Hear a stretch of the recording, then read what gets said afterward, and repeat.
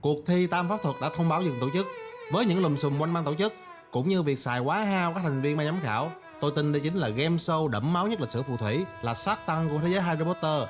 Hãy cùng điểm lại dàn Shark cũng như ban tổ chức cầm cân nảy mực năm đó mà xem. Đầu tiên là Shark, Barty Crouch. Ông này đúng chuẩn là Shark cơ chế, mặt lạnh như tiền, nguyên tắc là bố, bố là nguyên tắc. Shark nổi tiếng với câu châm ngôn: tôi không đầu tư vào con người, tôi đầu tư vào luật lệ. Dự án nào cũng thẩm định rất gắt gao, hầu như không đầu tư một điều nào. Thế mà bị chính thằng con quý tử, một startup trá hình do mình nuôi nấng, úp sọt và tiễn cụ ra đi ngay trong rừng cấm. Bài học rút ra là đừng quá cứng nhắc trong thẩm định, kẻo bị chính cái dự án sân sau nó nuốt chửng. Shark Crow là vị giám khảo đầu tiên đăng xuất khỏi chương trình khi mùa giải còn chưa kịp trao cúp. Nhân vật tiếp theo mới đúng chuẩn là Shark thị phi, Ludo Batman. Ông này là cục trưởng cục thể thao, mang danh là nhà đầu tư thiên thần, nhưng thực chất là chúa tể cờ bạc, ông hoàng Uppo. Suốt cả mùa giải, thay vì làm đúng phận sự, chấm điểm công tâm, Shark Ludo là chỉ chăm chăm đi lùa đám người lùn bằng các hành vi cá độ, lại còn lừa cặp song sinh nhà Weasley bằng vàng của người lùn, một loại tiền ảo tự bốc hơi sau vài giờ. Đây chính là tổ sư của các loại con rác bây giờ chứ đâu. Kết thúc chương trình, trong khi Harry Potter cầm cúp, thì Shark Ludo phải bỏ trốn biệt tích vì bị đám yêu tinh Grindelwald, chủ nợ xã hội đen, truy sát đòi nợ.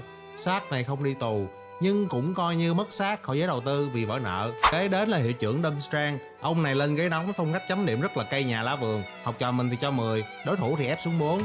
Đến từ phương Bắc xa xôi nên lúc nào ông cũng khao khát gió đông. Shark Kakarot có quá khứ là một tử thần thực tử, startup một công ty xã hội đen đã hoàn lương.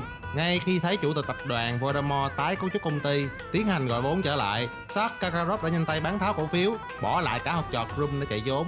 Nhưng chạy trời không khỏi nắng. Sau chương trình trong một thời gian ngắn, người ta tìm thấy ông đã bay màu trong một căn chòi hoang, lại thêm một vị giám khảo nữa ra đi mãi mãi.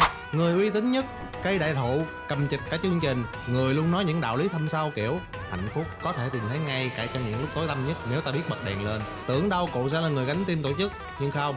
Sau cái show tam pháp thuật đầy tai tiếng này, cụ cũng dần yếu đi vì dính phải lời nguyền từ cái nhẫn, một cái deal đầu tư mạo hiểm sai lầm, và cuối cùng cũng đi bắn muối ở tập 6. Vậy là 3/4 dàn cấp chính của ban tổ chức tam pháp thuật đều lần lượt xuống lỗ hoặc thân bại danh liệt. Người duy nhất đến giờ bảo toàn tính mạng, đồng thời cũng là giám khảo nữ, bà Maxim. Có lẽ là vì bà ấy quá thận trọng, bà luôn dè dặt với mọi thứ, không xuống tiền một điều nào. Bà lên chương trình chủ yếu chỉ để PR cho bản thân, kiên quyết không tốn tiền, và bà rất kiên định với điều đó. Cuối cùng, tam pháp thuật lại chính là sân khấu gọi vốn thành công nhất của startup Voldemort. Hắn cài cắm nhân sự, Barty Jr. và ban tổ chức.